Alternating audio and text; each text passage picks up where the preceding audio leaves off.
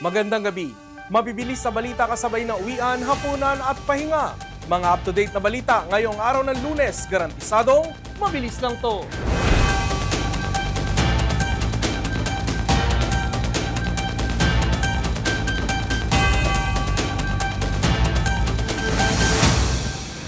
Parang apoy na kumakalat ang sunod-sunod na pagbabanta ng pamamaril sa iba't ibang eskwelahan sa bansa. Ang pinakahuli ay sa Batangas at Negros Occidental. Ang resulta, kanselasyon ng mga klase. Ang detalye sa mabilis na balitang hatid ni Michelle Guillam. Agad na sinuspende ang klase sa Batangas City Integrated High School ngayong araw matapos makatanggap ng isang mensahe ng pagbabanta ng pananaksak at pamamaril. Gumamit umano ng dummy account ang salarin at sinabing isa siyang grade 10 student na binubuli umano. Sabay banta na gagamit siya ng kutsilyo at baril sa mga estudyanteng nasa grade 7, 8, 9 at 10. Agad nagsagawa ng investigasyon ng Batangas Component City Police. Nakipag-ugnayan si Police Colonel Oliver Ebora, Direktor ng Batangas Police Provincial Office sa pamunuan ng paaralan at natukay ang isang minor de edad na person of interest. Sa pahayag ng pamunuan ng Batangas City Integrated High School, tiniyak nitong ligtas sa anumang banta ang paaralan kasunod ng masusing assessment at pagpapatupad ng security protocols.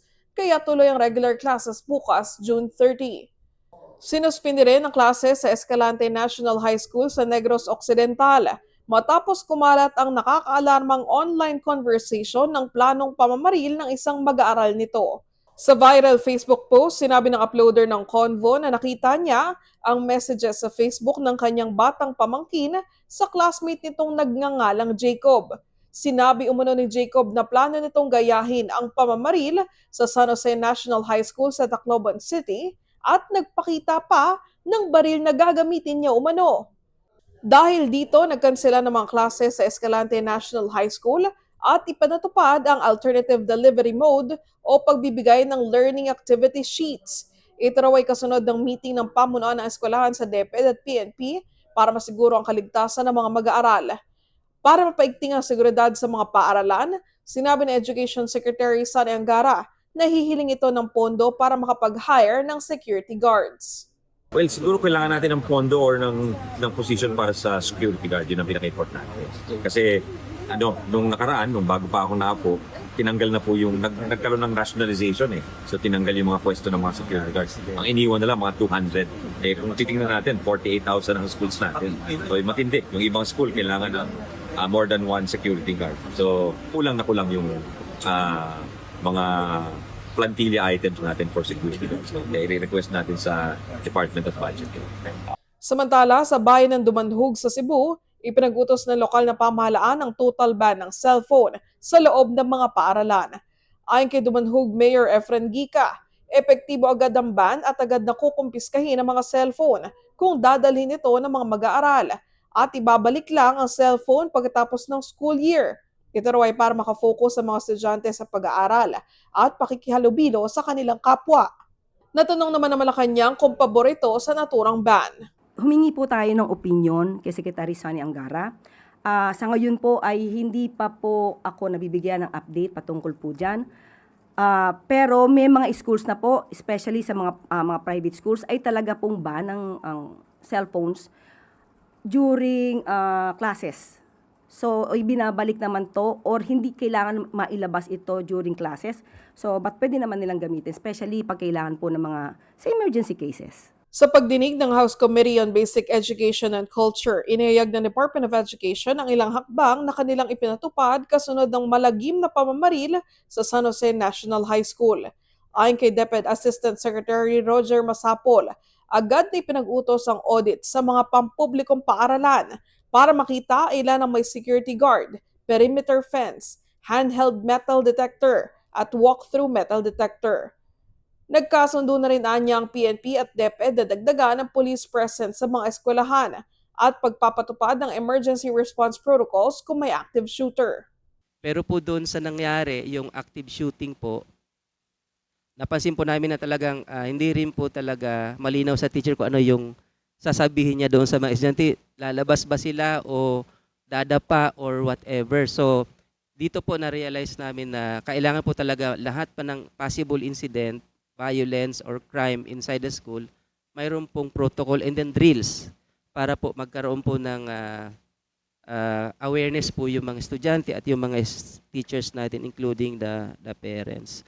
Alam natin yung mga estudyante baka may gusto nang i-report pero wala lang talaga o natatakot. Kaya ang gagawin po namin is maglalagay po kami ng mechanism na pwede silang mag-report anonymously. Michelle Giliang para sa All TV News, Channel 2. Sa patuloy na paghahanda ng prosecution team sa napipintong impeachment trial ni Vice President Sara Duterte, ipinakilala kanina ang second batch ng mga private prosecutors, mga abogadong eksperto sa human rights, litigation, tax at criminal law. Narito ang report.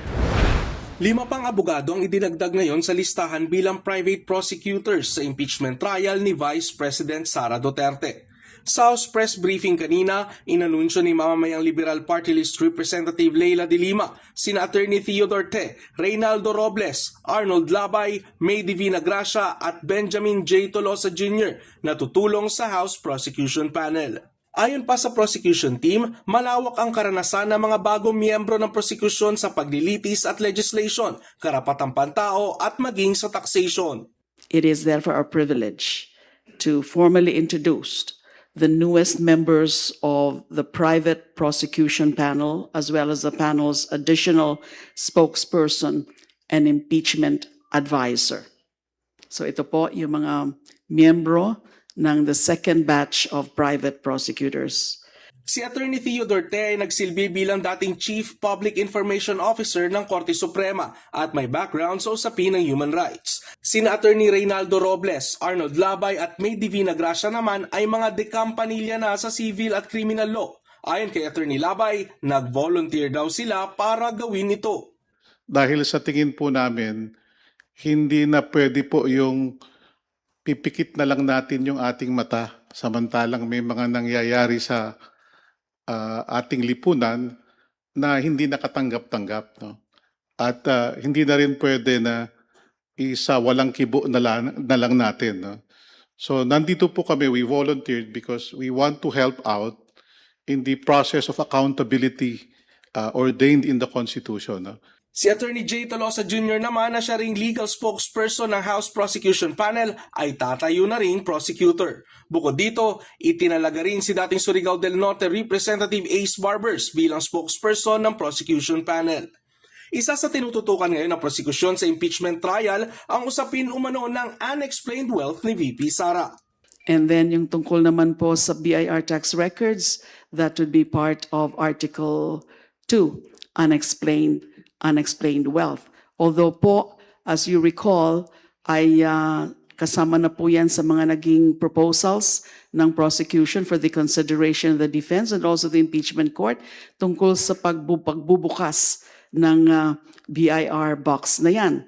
Pero ang hinihiling lang naman namin ay yung pagbubukas ng BIR box na yan kasama yung kanyang mga laman para makita na yung laman, yung contents, magkaroon ng inventory at markahan na bilang ebidensya. Patuloy na isusulong ng prosekusyon na mabuksan ang BIR box para magkaroon umano ng inventaryo at mamarkahan ito bilang ebidensya para makita ang laman nito at maipagtugma ang mga buwis ng bise sa kanyang umano'y yaman. Sa iba pang mga balita, low pressure area na binabantayan ng Pag-asa, mataas ang tsansa na maging bagyo. Tatawaging bagyong Henry pagpasok ng PAR. Overstaying ng mga dayuhan sa Siargao, inaresto ng Bureau of Immigration. At price range sa presyo ng produktong petrolyo, inilabas ng Department of Energy. Maaaring dagdag, maaaring bawas ang presyo ng produktong petrolyo ngayong linggo, depende sa pagkakargahan nyo. Sa presko ng DOE, inilabas ang price range ng presyo ng petrolyo bukas. 10 centavos ang rollback sa gasolina o dagdag na 1 peso and 90 centavos sa kada litro ng gasolina. 1 peso and 16 centavos naman ang rollback sa diesel o dagdag 84 centavos sa kada litro nito. Habang 78 centavos naman ang rollback sa kerosene o karagdagang 1 peso and 22 centavos sa kerosene. Ayon sa Department of Energy, ang mga pagbabagong ito ay nakabatay sa galaw ng pandaigdigang merkado ng langis sa gitna ng patuloy na kaganapan sa Middle East na nakakaapekto sa global supply at presyo. Samantala bukas din ay may rollback na 12 pesos kada kilo o katumbas ng 132 pesos kada isang tangke ng LPG. Ipatutupad ito ng Regasco at Petron. Mataas ang tsansa na maging bagyo ang low pressure area na binabantayan ng Pag-asa. As of 8 a.m., huling namataan ito 390 kilometers silangan ng Giwan, Eastern Samar. Tatawagin itong Bagyong Henry oras na makapasok ng Philippine Area of Responsibility. Nasa yellow rainfall warning naman ang ilang lugar sa bansa dulot ng LPA base sa forecast ng Weather Bureau. As of 11 a.m., nakakaranas ng malakas na pag-ulan ngayong araw hanggang bukas ng tanghali ang Sorsogon, Albay, Masbate, Northern Samar, Eastern Samar, Samar, Biliran, Leyte at Romblon. Samantala, sinuspende naman ang klase sa lahat ng antas, gayon din ang trabaho sa bayan ng Santa Fe, Bantayan Island sa Cebu dahil sa poor visibility dala ng malakas na pag-ulan. Kinansela na rin ang klase sa pre-elementary hanggang senior high school sa Medellin, Cebu. Inaresto ng Bureau of Immigration ang 10 dayuhan sa magkakahiwalay na intelligence-driven operation sa Siargao Island nitong Biyernes. Kabilang sa mga naaresto ang 4 na Israeli nationals, 2 Chinese nationals, 1 Moroccan, 1 Australian, 1 Nigerian at 1 Lithuanian. Ayon sa BI, ilan sa mga nahuli ay umano'y overstaying, nagtatrabaho ng walang kaukulang visa o permit, may blacklist records o idineklarang undesirable aliens dahil sa mga naunang paglabag. Dadalhin ang lahat ng naaresto sa BI Detention Facility sa Maynila habang isinasailalim sa immigration proceedings. Isang makulay at masiglang launch ang isinagawa para sa pinakabagong energy drink para sa bagong henerasyon. Ito ang energy drink that will give rise to your energy to the pop. Narito ang report. Let's drink our Rise Energy Pop in 3, 2, 1. Refresh your eyes na nagbibigay ng nakakapreskong lasa at fizz. Yummy Rice, tampok ang masarap na great flavor. At Invigorize na nagbibigay ng dagdag na energy. Yan ang Rise Energy Pop, ang bagong energy drink para sa mga Gen Z.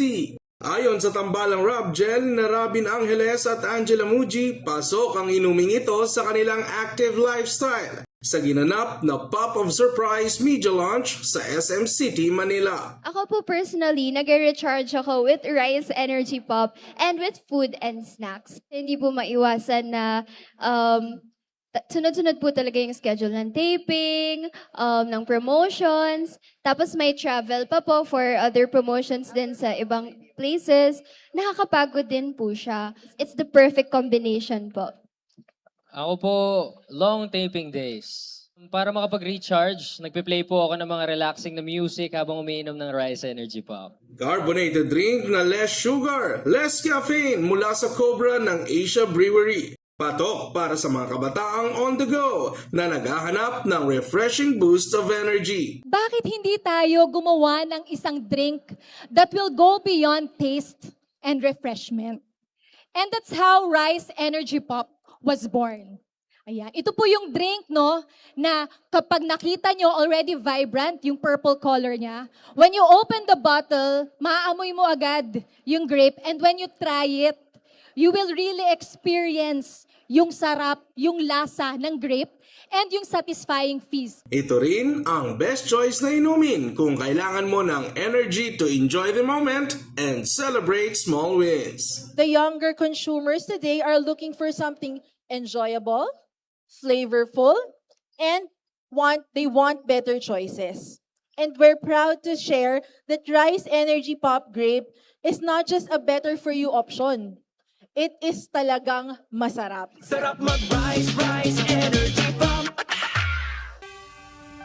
At yan ang mga balitang nakalap ng All TV News. Para sa iba pang balitang mabilis, bisitahin ang aming website, alltv.ph/news. I-like at i-follow din ang aming social media accounts. Ako po si Ralph Lopez. Magandang gabi.